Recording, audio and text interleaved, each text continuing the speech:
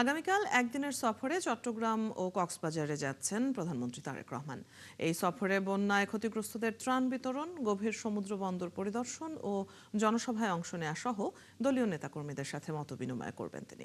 প্রধানমন্ত্রীর কার্যালয় থেকে দেয়া সফরসূচি অনুযায়ী সকাল ৯টায় মহেশখালীতে পৌঁছাবেন তিনি।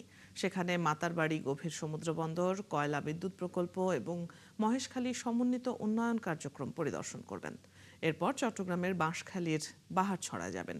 সেখানে যোগ দেবেন বন্যায় ক্ষতিগ্রস্তদের ত্রাণ সহায়তা দেওয়ার অনুষ্ঠানে।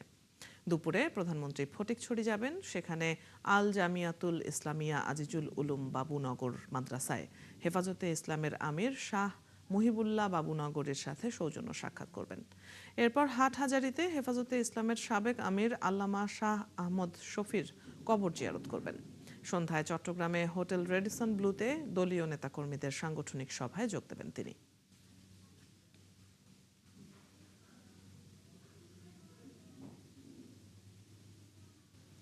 চট্টগ্রাম ও কক্সবাজারে প্রধানমন্ত্রীর সফরের আরও খবর জানাতে ফটিকছড়ি থেকে যুক্ত হচ্ছেন সহকর্মী মোর্শেদ মুন্না। মুন্না, প্রধানমন্ত্রীর সফরসূচি সম্পর্কে যদি আপনার কাছে বিস্তারিত তথ্য থেকে থাকে জানাবেন। ফটিকছড়িতে কি কি কর্মসূচি রয়েছে প্রধানমন্ত্রীর এবং তার এই সফরকে ঘিরে সেখানে কি ধরনের প্রস্তুতি নেওয়া হয়েছে দেখছেন?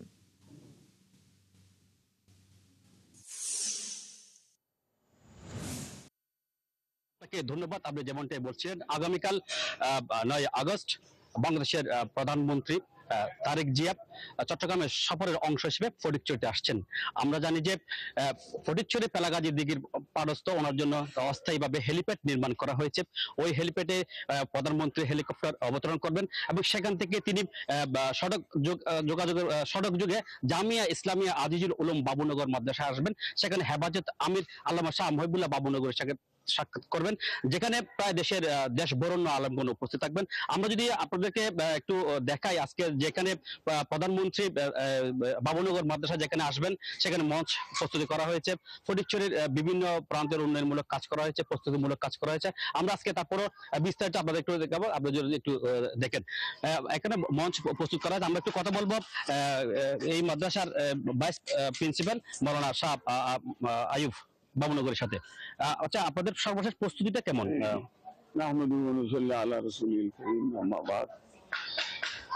সম্মানিত দেশবাসী, আসসালামু আলাইকুম রহমতুল্লাহ।